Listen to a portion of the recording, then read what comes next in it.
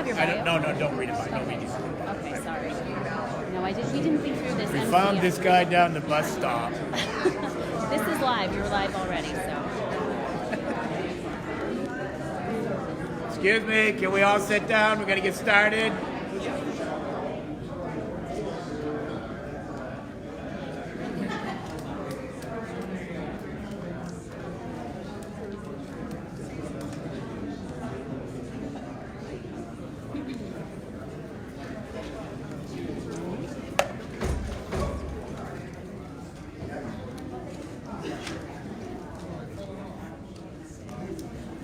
Yeah, we're ready to go. Want me to just go do it? Yeah. All right, I think we'll continue on with the morning. So good morning. Good morning. Good morning. I'm Chip Osborne from Marblehead, Massachusetts. I've been out here to Irvine and the region several times over the last 2 or 3 years with multiple projects out here. I work in the industry as a consultant. My company is Osborne Organics. We work nationally, and our focus is twofold, both education on how to do this, and then the other part of it is hands-on, getting out in the field, taking soil tests, working individually on all kinds of projects, and guiding that transition from chemical intensive management to natural organic strategies. You can see that the title says a systems approach, and you heard about that in a couple of the other presentations, and that's how we're managing as a system. Before I start, I would like to thank the City of Irvine and Mayor Shea for the use of this facility, and her support and her guidance on a national level on moving a major city to organic strategies. To Dennis Quixote, the guy that actually made it happen, and that's really what it's all about. A city council can say and do whatever they want, but unless you have somebody like that to make that happen. Rick Morris back here when we first came out and worked with IUSD, and that project that you saw some pictures of it and what that looked like. Rick pulled that off. That was him doing that. I was involved as a knowledge transfer consultant and helped to write a program to make that happen, but it was the boots on the ground that was what made this success. It wasn't me that did that. That was him. Jay Feldman, the executive director of Beyond Pesticides that you saw, this has been his life's work. And think about it, he's been around since 1981 doing this, actually cut his teeth in this field in the 70s, and here it is all these years later, and things are starting to happen. The Organic Land Care Project, which is a group of dynamic women that have come together, not all women and men, but the founders, Kathleen Halal, who you heard from, Vanessa Armstrong, right up back here, Ein Krashen in the front, Cara Bell, Rika Gopath, Diana Carpinone back in Dover, New Hampshire, all have come together to form this group of advocates that's interested in moving this subject on a national level. And that's really what it's all about. I don't think any of us just woke up today and decided that, hey, just organic land management would be a great thing to do. But, there's reasons, and Jay gave some of those compelling reasons on why that is something that we should be concerned with. So what I'm going to do today is go through a high-level overview. We're looking to bring opportunities for more intensive training here out to the region, and that's really what it's all about. There's like a twofold component. An introductory to that will be happening here in Orange County tomorrow. But it's education and then training out in the field and how to make that happen. And that's really what it's all about. It's a twofold thing.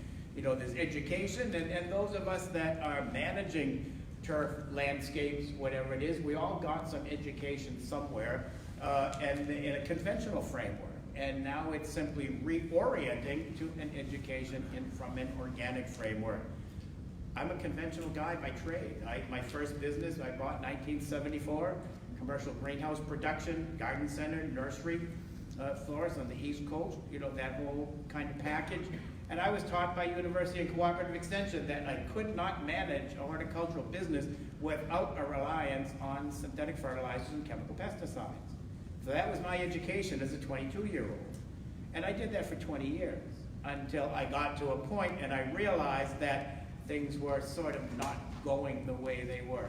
I was on a treadmill going from one problem to another, and I never really was solving anything until I realized that that insect or the weed or the fungal disease that I was struggling with was not a problem, it was a symptom, that something in this system is out of whack. And I was continually treating symptoms with the use of pesticides. So pesticides treat symptoms, they don't solve problems. So I took a step back, evaluated what was happening. I had, an extensive horticultural knowledge at that point. To date, I'm into like 45 years of it, but the last 22, 23 years have been 100% natural and organic. So organic is a funny word. Anything with a carbon compound is organic. So what we do is natural organic, where we derive our inputs when we use them from nature. I had to take that step back, and in mid-1990s, I couldn't go anywhere to get an organic education. In many cases today, at a lot of land grants around the country, you still can't get that. So it's the idea that what we're doing, and a lot of mine was trial and error, and you learn from your mistakes, and I think we all do that. And organic is not foolproof. It doesn't happen overnight. There is a transition. There's a decision-making process. There's education that you undertake to make that all happen and go there. So I had to reorient. So I had my conventional education, my conventional background, but I had to sort of reorient that and re-educate myself in natural strategies. So it is a combination. When I talk about a systems-based approach, it means I'm looking at it. If I'm looking at that soccer field out back there, I'm looking at that not just as that flat playing surface, but I'm looking at that as a whole system. And my focus is equal, what I see and what I don't see. Very different, because I was taught from my first 20 odd years of my career to just look at the plant. Just look at that and just manage that.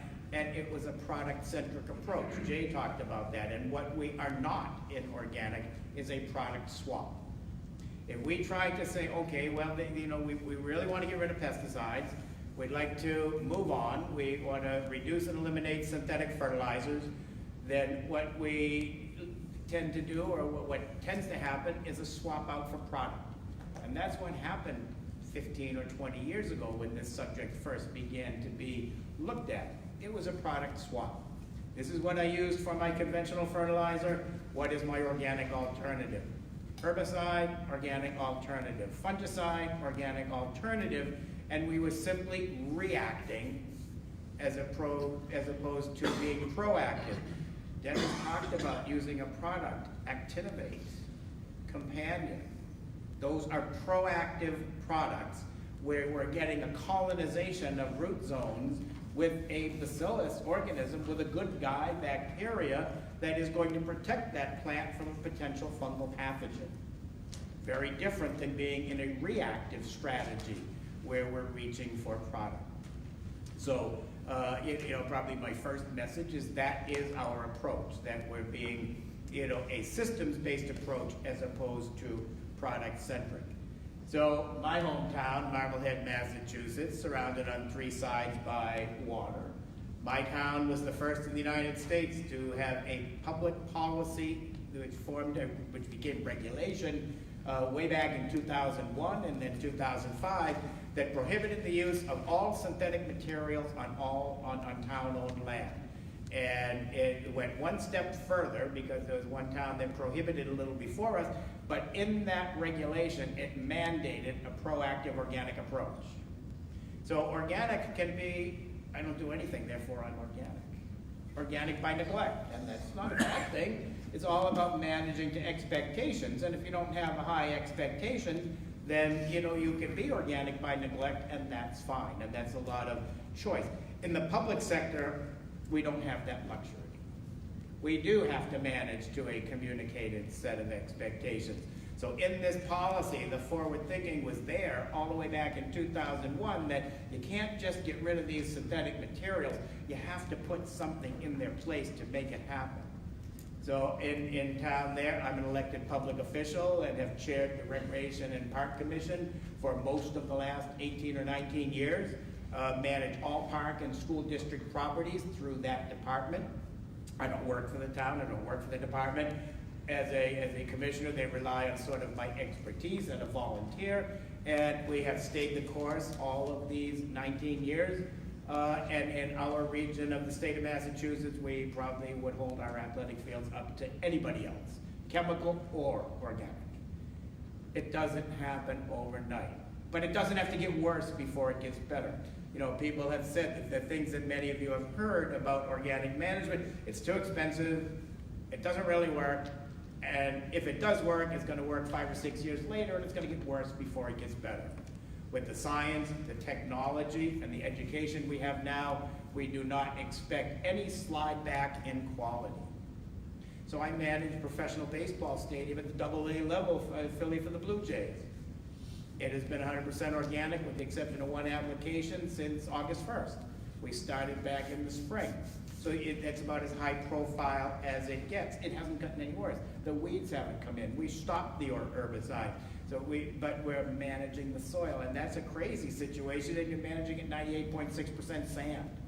Organic matter at 0.9%.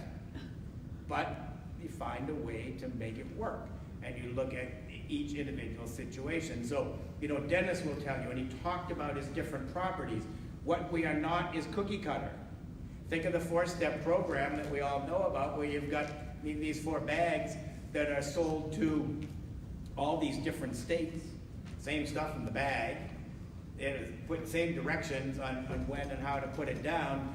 Very different environments, climates, micro ecosystems, soils, all across the board, but it's very cookie cutter.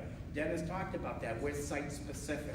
He doesn't necessarily treat everyone. What he does with his easy flow injector on one property is perfect for that. But that doesn't necessarily mean it's going to work across the board in all of those acres. So he has the knowledge of all these different properties, what's there for soil, what percolation rates are, what field capacity of water is, irrigation holds on, and then he can customize his program. Not to say that he has to run, he's got, 60 acres of athletic fields, 200 acres of athletic fields. Not to say that he's running multiple programs across the board and driving himself crazy with it, but that he has the ability to look at things in a site-specific nature and adapt these strategies to that. Same thing with an HOA out here. Some of these large HOAs, you might have multiple soils, or you probably do have multiple soils on any individual property. So now it becomes a knowledge or understanding of what's there and how to best manage that. Everybody's personal choice on this pesticide 101 issue, whether they think it's a problem or whether they don't. You heard Jay talk about it. You heard Mayor Shea talk about it. You've heard Tom, and you're going to hear from me. And we all think that there is a concern there. That this idea that we are using all these synthetics, and when you stop and really think about what is happening here, is that we have an expectation, right? An expectation on how that field should look. An expectation on how a lawn should look. When you really look back at it, where did that expectation come from? That expectation was created by an industry in the late 1940s, early 1950s to sell product. Because clover was part of most turfgrass systems back prior to World War II because it was a legume that fixed atmospheric nitrogen. It took nitrogen gas from the atmosphere, brought it down through its system, fixed it, translocated it, pushed it into the root zone where it became an exudate bacteria, little nodules on the root of the clover plant, picked up that nitrogen and converted it to ammonium nitrogen, which is a plant available form. So that's what its function was. It still is. But an industry created the expectation that that's not a good guy, that's a bad guy, and we have a product here to get rid of the bad guy. And we also have a product over here to sell you a water-soluble nitrogen source that will replace the nitrogen that that bad guy was giving you. So when we look at that and understand that, not that that higher expectation is bad, because it's not. And I have projects and properties where I'm managing to the craziest of high expectations. Where there's not much, I have projects where I'm on the site 3 weeks out of every 4 from April to November back in the Northeast. And the tolerance for flaws in the landscape is like really small. And we're doing it 100% organically, and we're going into year 4. And the client is absolutely thrilled with the results. So it's that whole first year and a half was just getting that soil weaned off of all the synthetic water solubles that were there, and then moving forward. You know, so when we talk about the cost of all of this, that's a big factor. So the hardest thing to do is for Dennis or for me or for Tom to stand up here and say, it's going to cost you $1,485 an acre to manage to this expectation. Because that would be doing the whole thing a disservice, because it's all about the soil.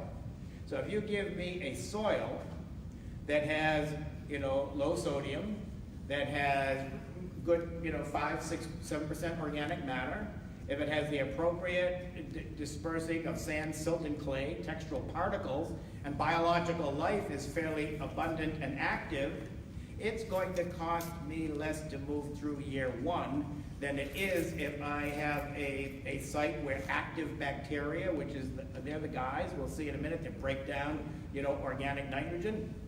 If they're not there, I have to get them there. Or if they're there and they're dormant, I have to wake them up to make them work.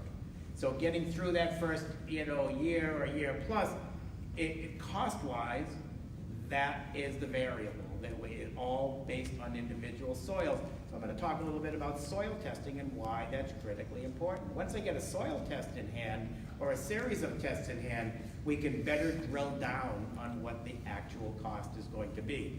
One of the things that we know that absolutely happens is that costs decline over time. Because once we get that soil snapped into place, and once we get a soil producing nitrogen on its own, we're going to reduce cost. It's not uncommon to find a soil that produces between 50 and 75 pounds of nitrogen per acre over a 90-day period initially. And that's not much. Our goal is to get to a soil to produce 200 pounds of nitrogen per acre over a 90-day period. Once we get to that, we break a dependence on fertilizer bag and input. Questions arise. What is a pesticide? So I'm not going to spend too much time because, you know, Jay talked a lot about this. But, you know, those are the things. But the bottom line is we want the landscape to get better. And my experience over the last 20 years has pretty much been very consistent that if we stay the course and embrace natural management, the landscape gets better. The tree gets healthier. The beds get healthier. Turf grass responds in time. So, you know, what are the average citizens becoming aware of? Well, you heard a little bit about the pesticide thing. Those of us that are or were pesticide applicators know there's something called an LD50, which is the lethal dose. How much of the pesticide does it take to kill the laboratory animal? And everything is based on the lethal dose. Well, what medicine is telling us now is the lethal dose means absolutely nothing under new science. It's the extreme sublethal dose. Children going out in the backyard after weed and feed application, coming to our parks with pre and post-emergence application, one after another, tiny exposures. And science is now saying that it's that issue is the problem. And it may not affect that child initially. I mean, I know of parents of children that it does right away. They break out into rashes. They get respiratory issues. What is an acceptable level? 1 in 100 children? 1 in 200? 1 in 500? It's my child. There's no acceptable level. But what they're saying there is, and it may not affect that child at 10 or 15 years old, but if it's a little girl, 35 years old, having her own children, passing that on to the next one. I know that as my exposure through my 20s, 30s, and early 40s could possibly disrupt my genetic makeup, so I pass that on to my children, even my grandchildren. So that's science. That is just the new science. Enough of that. Doesn't matter whether we all agree. There's no question, I think everybody agrees that we're in a changing market. You know, the marketplace is changing, and we're beginning to look at these non-toxic approaches. Again, pesticides treat symptoms. They don't grow landscapes. Systems-based approach is designed to solve problems, and that really is our focus, to solve the problem, to manage a system that will meet a communicated expectation. So the way I approach any project is one of the first questions I ask is, what is your expectation? So you can imagine on that AA stadium what the expectation is. And you can also imagine some, residential properties where, they're fine if it's 10% weeds. I work with municipalities and see if we have a 10 to 15% weed pressure, we're fine with that.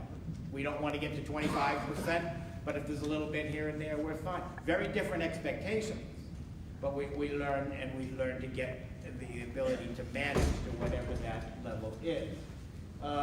I've developed a sort of a concept called organic IBM, organic integrated pest management. So we're not abandoning all of the good gold standard IBM decision-making strategies.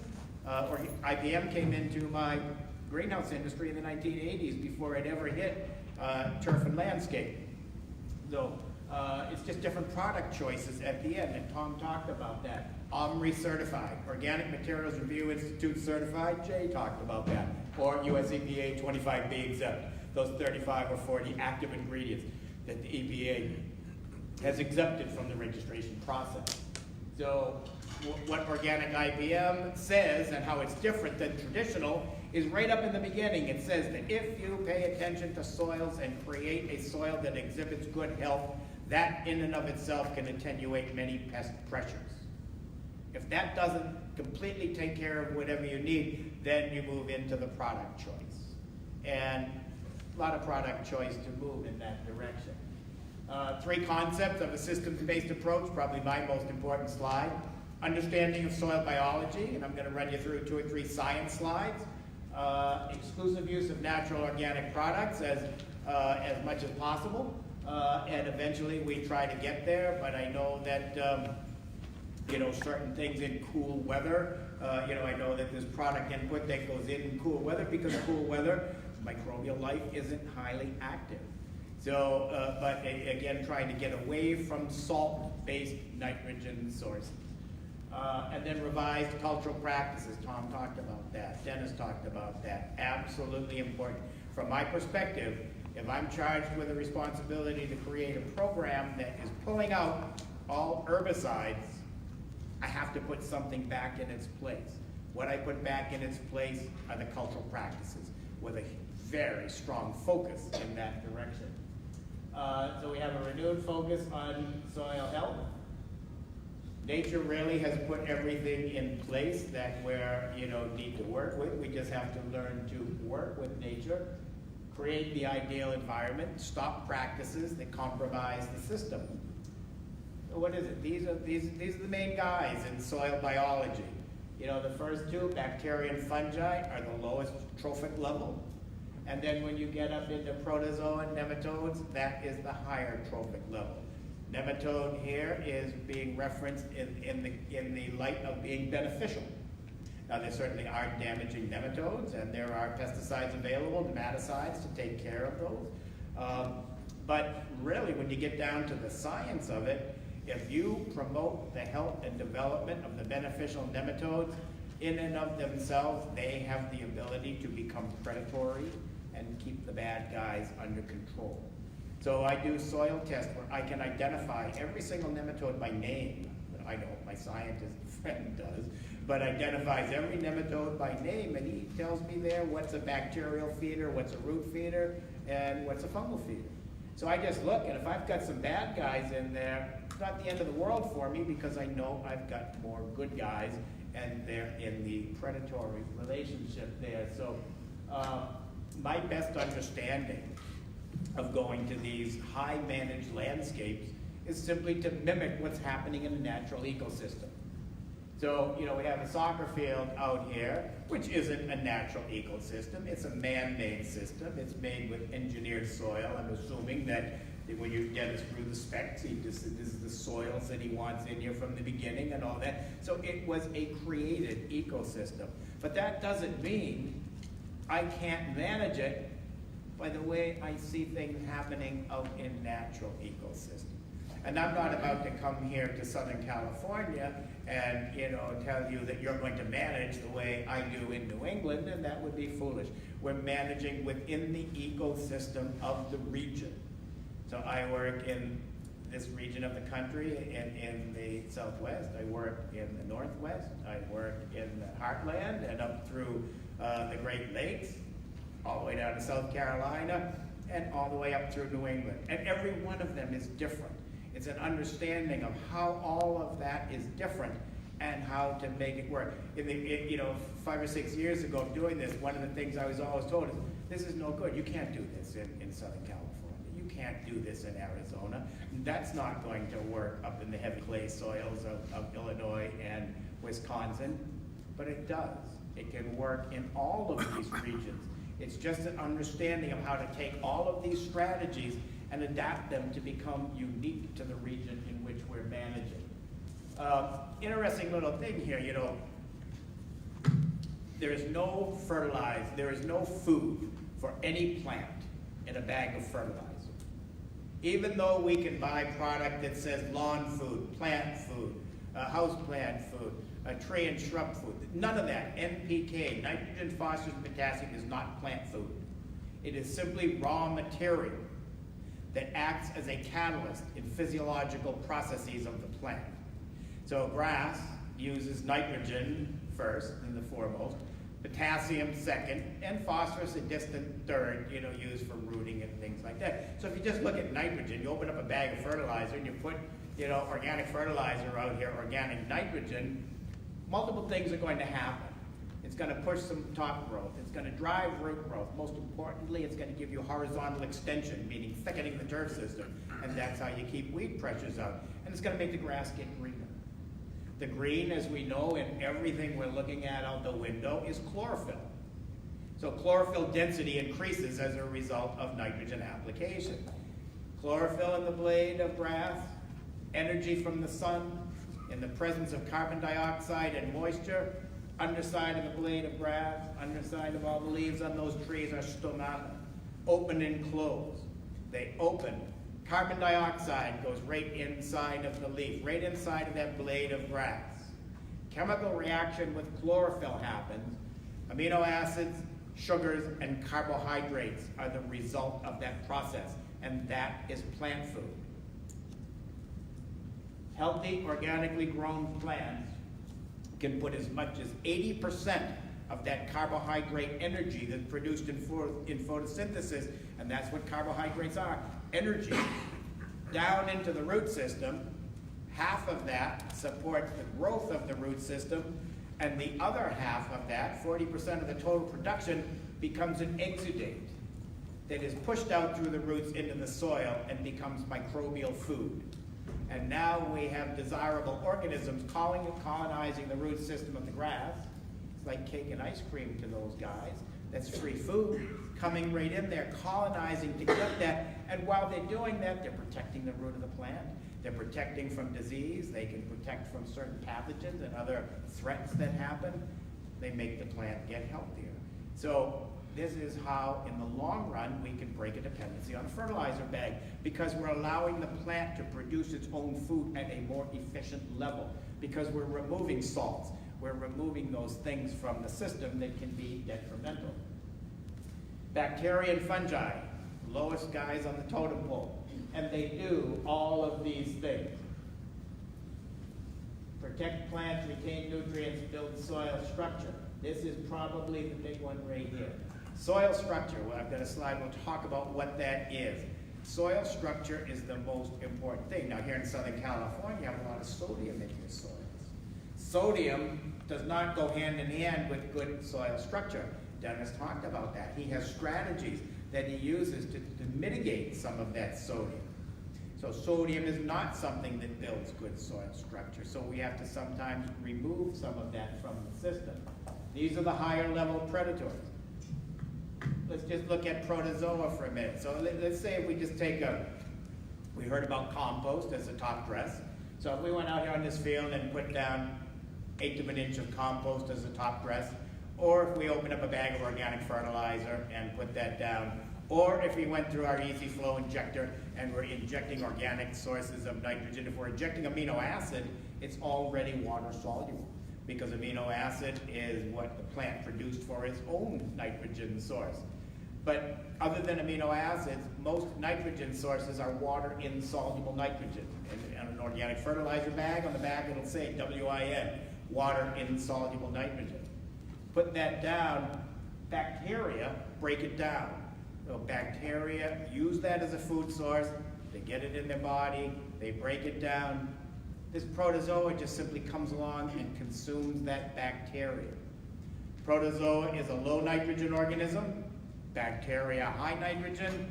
So when the protozoa eats the bacteria, it doesn't need the nitrogen for its own survival, and it immediately releases it as ammonium nitrogen, one of the 2 inorganic forms the plant can use. Then nitrifying bacteria come along, pick up the ammonium and convert it to nitrate nitrogen. Now you have the other inorganic form the plant can use. So the message is, no plant anywhere can make any use of organic nitrogen, but they can make use of the 2 inorganic forms, ammonium and nitrate. It's the microbes that make that conversion happen. Now you have the concept of mineralization, which is the underground portion of the nitrogen cycle. When you follow nitrogen all the way around, mineralization is the science on how nitrogen is made available organically through the biomass to our plants. Now we've taken science to the next level, and we can look and see every plant grouping and what it prefers for a biological fraction. Interestingly enough, look all the way down to the bottom and see what happens in a strongly bacterial soil. It wants to support weed populations. And I use the term weed loosely because weed is just a misplaced plant. You know, most of the weeds that we're trying to fight could be and are in other situations desirable. But when they get into a place where we have an expectation for there, we tend to look at them as something that we don't want there. But we know that these strongly bacterial soils will do that and grow weeds because you need to have some fungal life in there. And you can just look all the way up that chart and you can see what kind of a breakdown you want. So if I were managing a park like this, I'd be looking at my trees and I would want to be creating a diverse fungal grouping of microbes in those trees, but not as much out there on the soccer field. Just a slide that shows you how much is actually there for bacteria and fungi. And I think for me the most striking one is here. Up to 9 feet of reproductive strands of a fungal organism in a teaspoon of soil. We do know that years of a chemical program will significantly compromise, again, because of the salts. And you know, when you think of an insecticide, these microbes are just little bugs. And they, you know, insecticides can be pretty harsh on that. Penn State gave me these next 2 slides a number of years ago. They had a symposium, and it was an ag-based symposium. It was invitation only, and I was the one turf person that was invited to this. And they proposed that conventionally, this is how we were taught to look at soils. Structure is sand, silt, and clay, also known as texture, gradation analysis, particle size analysis, whatever term you want, identifying the size of all the particles. Chemical is the soil chemistry aspect of it, the pH, the organic matter fraction, cation exchange capacity as a measure of nutrient retention, macro and micronutrients. And then biological, that biological fraction. So conventionally, in my conventional background, nobody ever talked to me about having a biological fraction in my soils. All I was ever talked about was chemical aspect of soils. So biological was bypassed. Penn State proposed 10 or 12 years ago that this is really how we should be looking at it. And believe it or not, they coined the term soil quality or soil health. And for a long time, people would ridicule me from the conventional industry saying that's ridiculous. Soil, there's no such thing as health in soils. But there is, and that refers to the activity and the functionality of that biological fraction.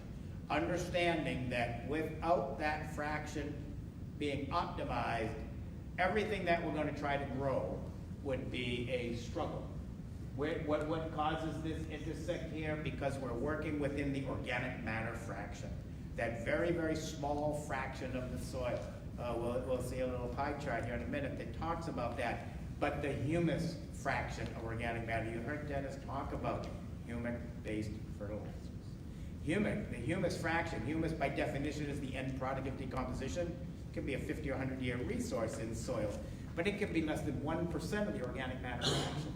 So if you have 3% organic matter, which is considered to be the low line for successful horticultural growth, humus could be 1% of that.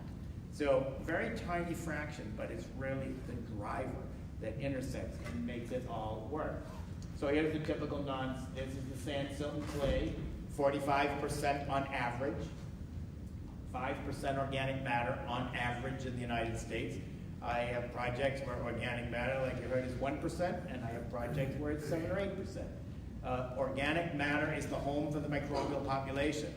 It gets its sustenance, its nourishment, and it thrives in that fraction. The other two fractions here are air and water. So we operate on the term called pore space, P-O-R-E, pore space, which says that all soil particles from the microscopic sheets of clay to the larger grains of sand should be surrounded on all sides by pockets of air. Air contains oxygen.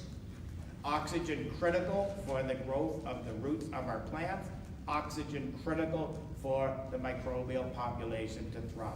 Both of those are just like we are. Take in oxygen and they give off carbon dioxide. So what that basically is telling us is if you pick up a handful of healthy soil, half of it should be solid particles and the other half should be pockets of air.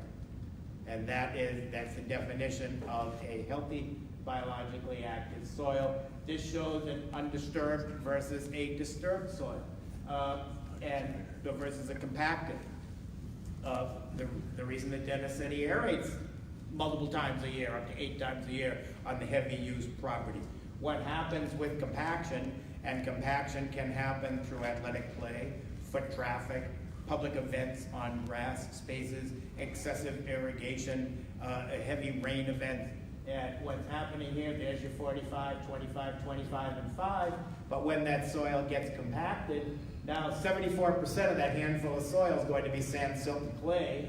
The organic matter fraction is going to drop to 2%, and it can only hold 6% air and 18% water.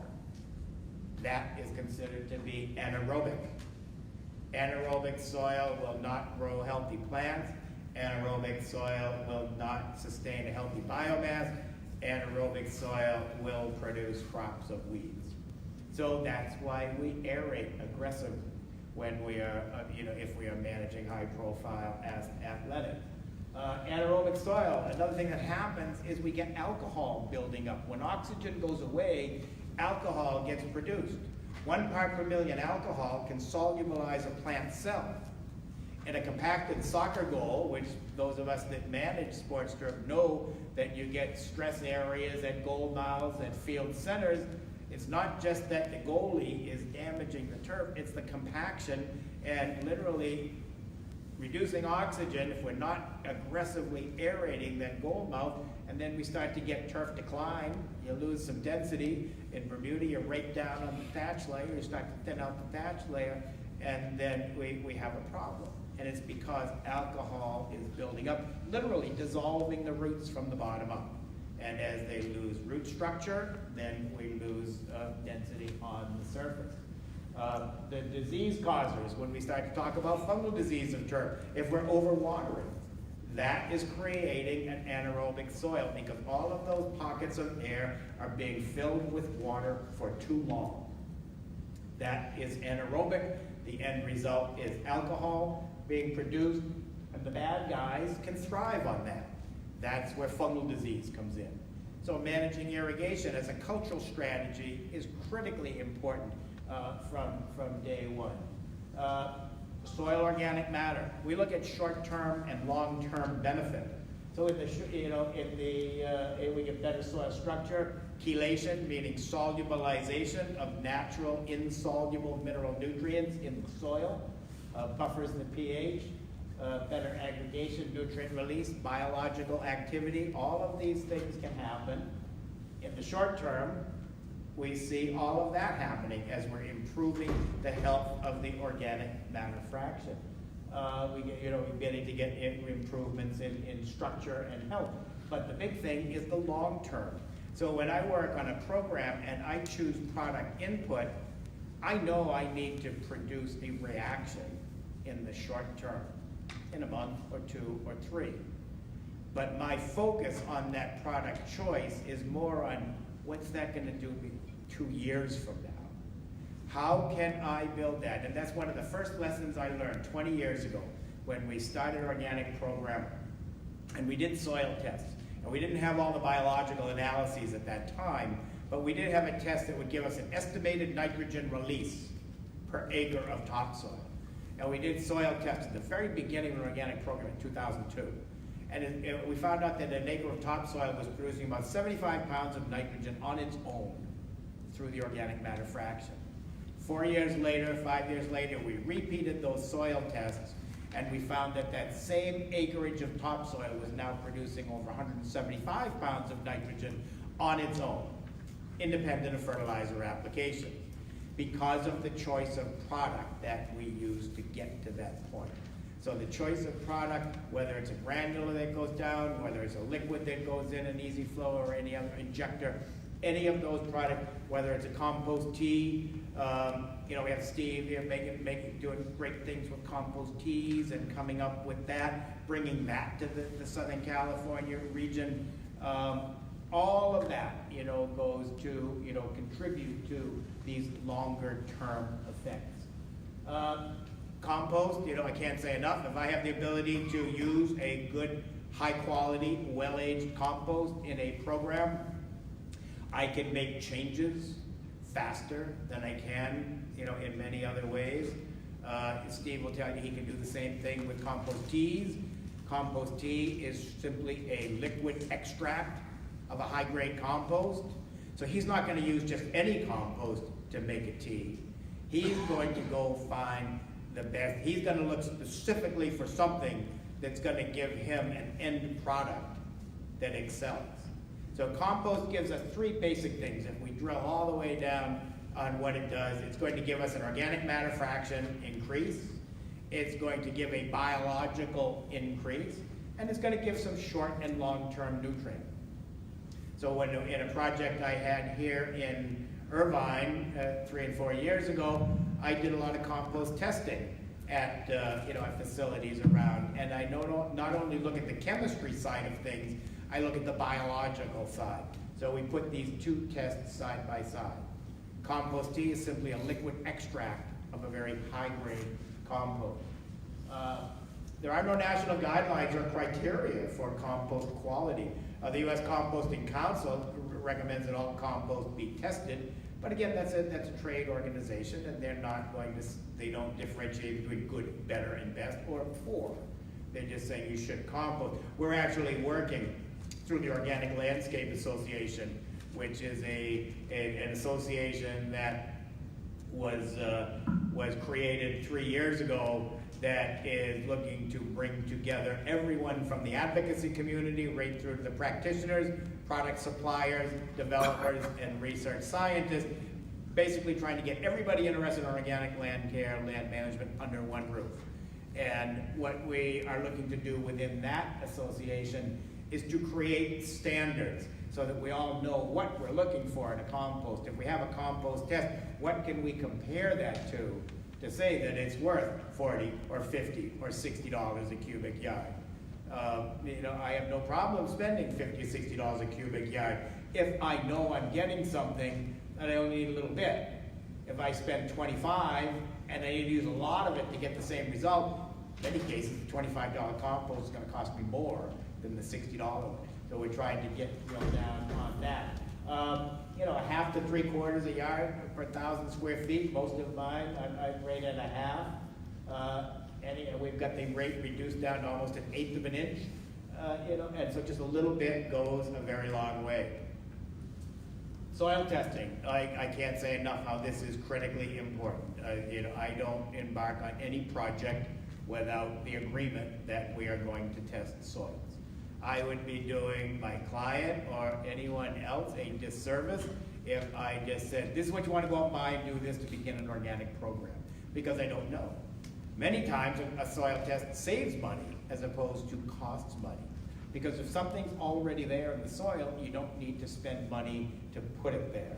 So it's a matter of understanding what's there. So we're going to go down, depending on the project and the plant, we're going to go 3 or 4 inches down in the rhizosphere if we're managing turf grass. We're going to grab some samples at the 3 to 6 range, and then probably at the 10 to 12 range if we're managing other plants, but getting in depth of the root zone.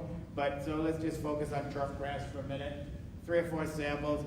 If we have a football field, 1.32 acres of playable surface, it's going to probably go and get 10 or 12 samples. Go up one side, start right on an outside hash mark, go outside, inside, and then come back. You're going to take all that soil, you're going to put it in a clean container, mix it all together. Going to remove organic debris for a soil chemistry test, because when they test for organic matter, it's loss on ignition. They weigh it, they burn it, they weigh it.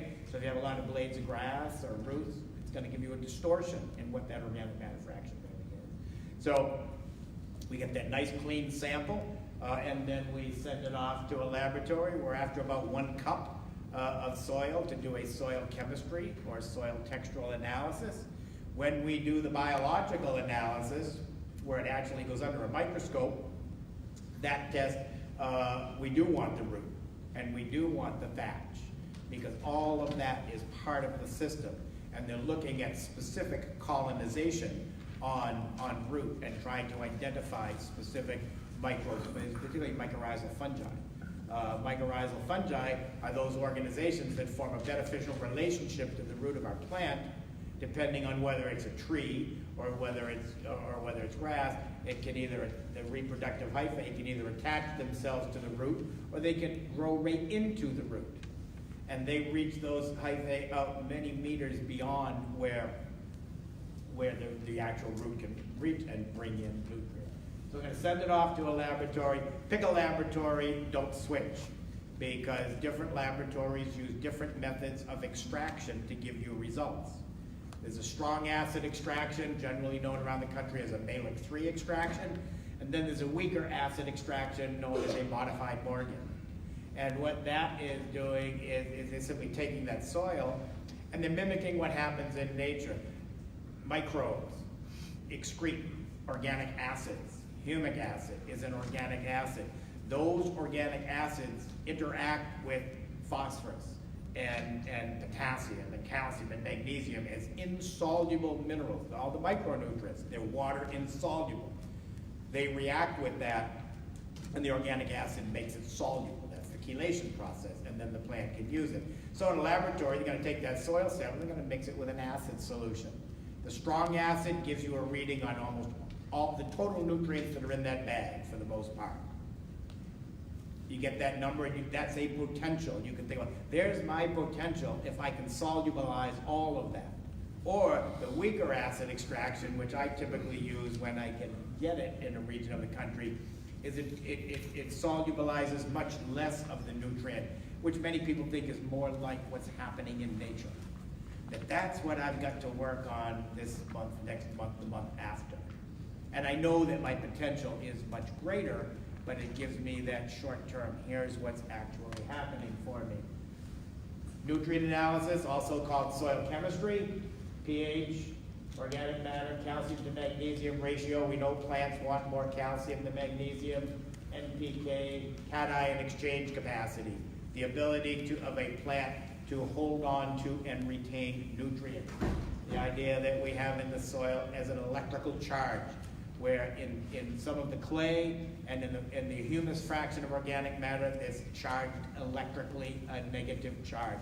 it holds on to positive charged cations. So think of cation exchange capacity as being the reservoir of nutrient that you have in soils. And when you apply certain nutrients, that they will be held there. So clay-based soils have a lot of negatives, but they also have a lot of positives because they hold on to nutrients very well, as opposed to some of the sandy soils back in the coast, the East Coast and Cape Cod, New England, Long Island, New York, high sand, that baseball stadium, high sand, almost no nutrient retention. So you don't have that ability to hold on to things. So the textural analysis, not terribly expensive. Nutrient analysis can be anywhere from $25 to $40 a sample. This runs anywhere from 25 to 50. Gives us the percentage of sand, silt, clay, ability to hold nutrients, potential water holding capacity, gives us a classification of the USDA textural class, and can give us an indication on the tendency of the soil to become compacted. Soil testing for the biological fraction can be expensive. It's about $250 a sample. You don't necessarily have to do this on every property. We've found through years of doing this, and I've done hundreds and hundreds of these tests all over the country, that if you have same grasses growing, same general soil makeup, and it's been under the same management program, we have found that there is a correlation across the board where biological activity is similar enough to be able to make judgments after doing one or two tests. I've done projects where I've taken, say, 3 athletic fields that I know that meet all that previous criteria and grab soil, and throw it all into one bag and get one test that now gives me management strategies for those 3. Soil test is all about interpretation, and it's all about relationships. Relationships between all of those things. Those are the kinds of things that when we do the more in-depth trainings, that we drill down into detail on exactly what those relationships are and what we end up looking at.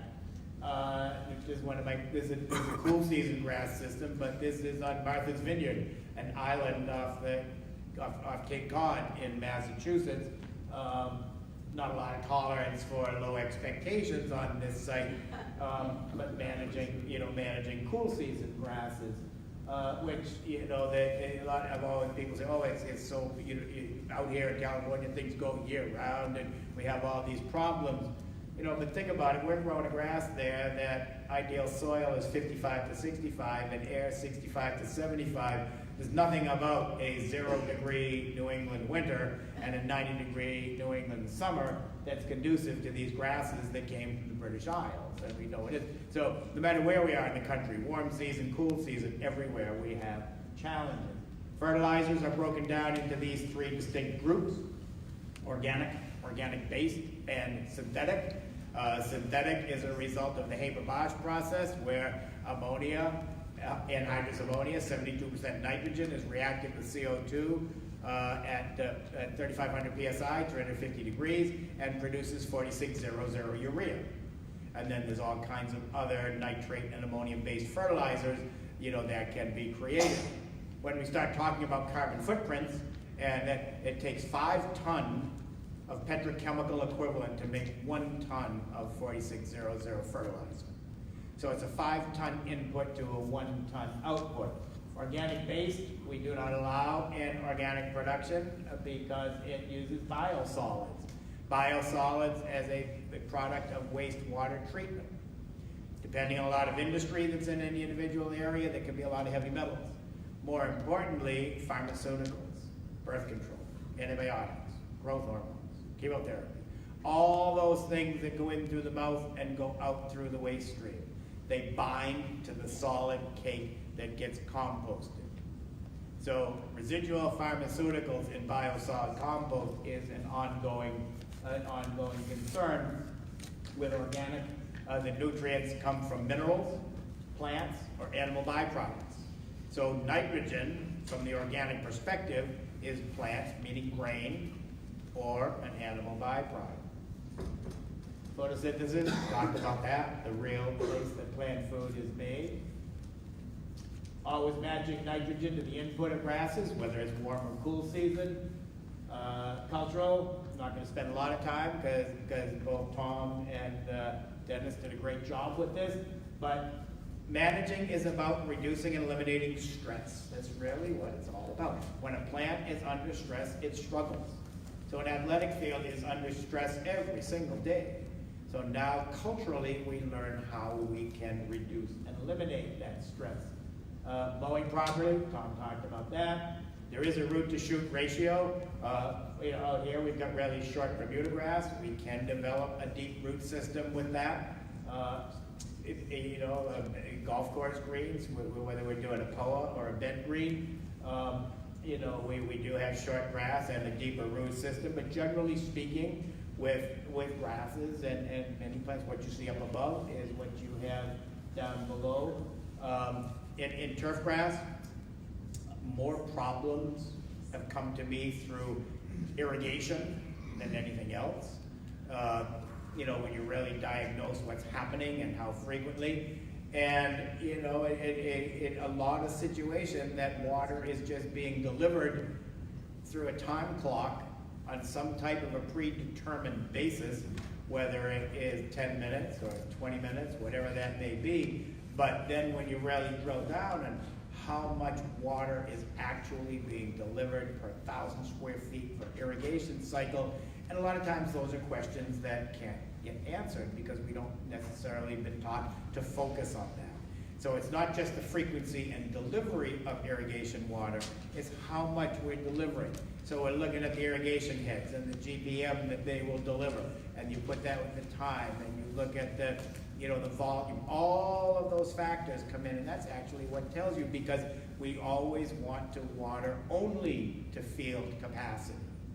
Field capacity is a technical term that says you would have, if you irrigate heavily or a heavy rain event, all those good pockets of air in the soil fill up with water. So it's 100% saturated. And then natural percolation rates happen, and at some point all that freestanding water drains below the root zone. What is left to manage that plant is field capacity. So we should never exceed field capacity. Then we want that field capacity to dry down, dry down, dry down, dry down, and then we irrigate again and come up to field capacity, but never exceed it. This is a project that we did years ago, and a landscaper, was managing this, and it is cool season grass, and it was August, and typically August in the Northeast is really hot, and it happened to be a really rainy month. And all this fungal disease got in there, and this is way back in the early days, and we had the presence of mind just to cut it really short, rake out all that dead and damaged turf, and then we simply put compost on there. Compost and grass seed and nothing else, because it's cool season grasses, and we got that in 4 weeks, and we had that in about 4 weeks. You can see the leaves starting to come down. So we did this process back in the Northeast in early mid-September, and that's what we had by the 15th of October. Because the beneficial fungal organisms in the compost outcompeted the pathogen and just very quickly helped to rebuild that system. Grass plants don't live forever. Most grass plants have a lifespan, and we don't always think about that. They live for a year or two, and then we need to reproduce them. So in the cool season regions, we can overseed. Down here in warm season regions, we overseed with a perennial rye to keep ourselves green in the winter. We're relying on turf density of the warm season grasses, to push back and make new plants. So the original mother plant is going to live for a year or two and die. But we're counting on the offspring, the tillering, the rhizome or stolon production, depending upon the kind of grass that we're growing. In warm season grasses down here, you have stolons and rhizomes more than we do back in the Northeast, because most of our grass is only tiller. But it's the idea that we are growing the new system through reproduction. Compaction, biggest enemy of turf grass. We look through all of these, slides. You can see that fern bed there, and see the path. That's a deer path or an animal path or a footpath. Nobody cut that path through there. Repeated walking on that created compaction that took the oxygen out of that system and caused that plant to decline. So that's how that happened. Then we end up finding these situations here. And then we have that situation where we, those of us that manage sports, see. Now this is cool season, but look at the clover in the back. So herbicides were involved in this system. But that doesn't mean that, they grew the grass. It didn't change the dynamic of the bare spot. It just took the clover out. You have that, and then you have a stadium field like that. But that begs that question, how does this happen? Look at the field use here, 7 days a week, all those hours. Look at the field use here, a handful of events. The soil density made the difference here. It wasn't a chemical application. Soil density, I learned that earlier, and that's where, again, to Dennis's point of aggressive aeration, keeping the oxygen in there, keeping the grass thriving and pushing left and right, and that's really what makes the difference. So roots grow in these pore spaces. Oxygen comes in, gas exchange, carbon dioxide goes out, and we have a healthy root and a viable plant that can take up nutrient and moisture. Here, oxygen's bouncing off, CO2's trapped, is anaerobic, the root system is compromised, and we have an issue. So plants aren't much different than we are. If you rob oxygen, you're in trouble. They can get by without fertilizer a little bit, they can get by without water for a little bit, but they can't get by without air. So there's no amount of product input that's going to change this until you reverse compaction. Compaction equals weeds, drought intolerance, and lower energy reserves. All these effects, that down, down, down, down. The bad guys go up, the disease goes up, and if it's an athletic field, injury will go up. Resiliency is a technical term in athletic fields that we talk about on how that absorbs shock when an athlete hits that surface. So closing with expectations, and that really is the bottom line. High expectations, low expectations, in some way there's going to be a communication of what those expectations are. Higher expectation, higher product input, higher cost. Lower expectation, lower product input, lower cost. So think of the 4-step program. What happens if you buy all 4 bags? Plus the pre and post emergent, the dandelion control and all that. You get an expectation. What happens if you buy 2 bags? You don't get that same expectation. You get one somewhere down here.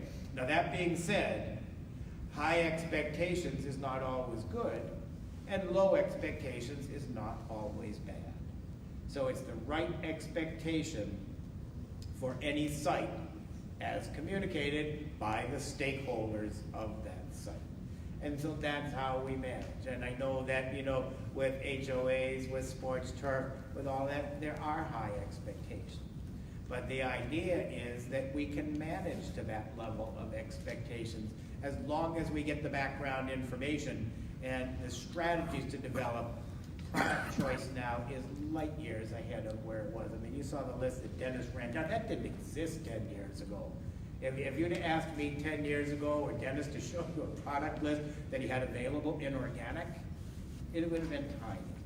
So we can do as much now with organic as we can with synthetic. Cultural intensity, that's what we put into it. That's where we get to where we're talking about the labor side of it, the product side of it. Looking at the inputs, looking at the labor, looking at water, everything that goes into meeting that expectation is what we've defined as cultural intensity. Lower expectations, lower cultural intensity.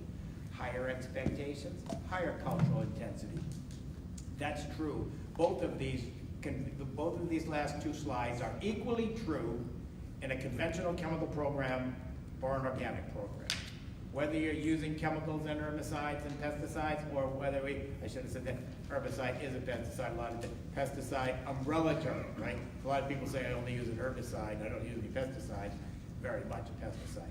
But if we're in a chemical-based program versus an organic program, that slide and that slide is equally true. So that's really what we do. It's a matter of a framework change, an education change, and looking at everything as sort of the big picture and how we can make that all happen, and then how we can take the theory, the education, the product and the product input, and then put it into practice and reality to meet that communicated expectation. So I think we have time for a few questions if there are any. Yes? Regarding laboratory testing, recently I found, not so much, but there used to be a well-known soil lab in Orange County. There used to be a really good soil lab in Nebraska. Now it's all the same. Brought out by monitoring. You used to get a whole different opinion as far as actually customer service too from the people in Nebraska when I sent them the soil lab from Orange County. I'd actually get a phone call and they said, "You're trying to grow something in this soil." I said, "Yes." Where people in Orange County just kind of knew the soils and or would almost seem, I'm not saying they did, but almost put a rubber stamp on it. Oh, you're from this area of the county, we know what that's all about. Have you noticed that there's still I don't know, it seems as though that there's not as much of a choice out there.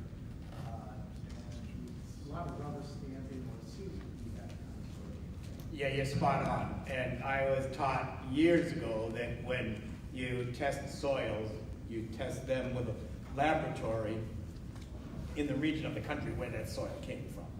And it is absolutely counterintuitive to take soils here and send them somewhere else because the methods of extraction are different. The acids they use are different.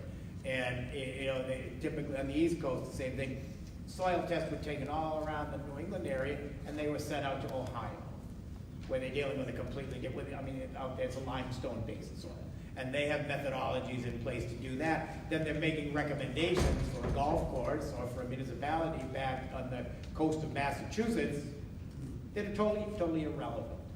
So that's a problem with what's happened, and there are companies that have done that, and they bought one that I use is, it used to be called A&L Laboratories, and they were bought out by Waypoint Analytical, and so there's a Waypoint in California, there's one in Virginia, I have one in the upper Midwest, so they have retained some of that where they're looking within the region. So when I go to Waypoint in Modesto, and they know I'm working with the Southern California soil, and I run a soil salinity test, they know what I'm talking about, and they understand that. Where and I know the laboratory in Nebraska that you're talking about, if I send it back there, then, I've done soil salinity every project I do it. So up in Oregon, and up in Chicagoland, and Wisconsin, and in Iowa, and in the Heartland, and salinity's not an issue there. They're not talking about sodic soils, and high saline or sodic, and sodic is a representation of high sodium, and they just don't deal with that. So they don't really look at and give you any guidance on, I've got sodium as a percentage of so much on these exchange sites, and what do I do to knock a little bit of it off to get back to a functional place where I can get some other good nutrients on there. So you're right, and soil testing should always happen from something as close to an individual region as possible. All right, well, I guess that brings the day to a close, and I think I want to thank Dennis and Mayor Shea, Jay, Tom, Kathleen for her words in the beginning, and then again, I can't stress enough all the hard work that Vanessa has put into this, and Ein and Kara, Rika, Diana back in Dover. I think she's looking in by Facebook, and Diana, I can't thank you enough. You're one of the people I've always said I'll go do anything in the world for Diana. She's an amazing woman, and she was kind of the glue that kept in the background, very much in the background, but so much in the forefront of making this all happen.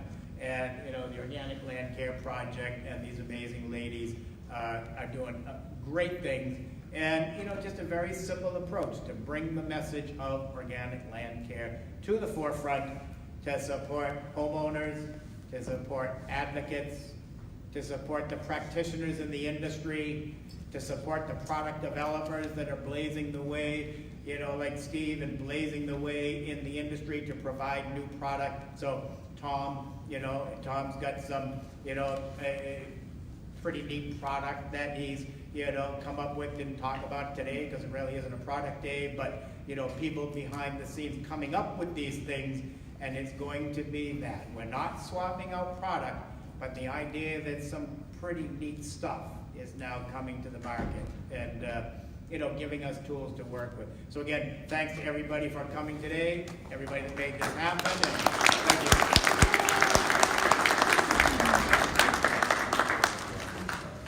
We have the room until 1 o'clock, so don't feel like you have to run right away. You guys can mix and stay and meet other folks if you need to, and maybe approach Chip or anybody else. Dennis, sorry to call you out, Dennis. I don't know if you have to be anywhere, but there's Dennis, everyone. And there's Chip. Thank you for coming. And we will have this video on our OLCP Facebook page, if you guys want to check us out on Facebook, or OLCP, OLCproject.com. Thank you.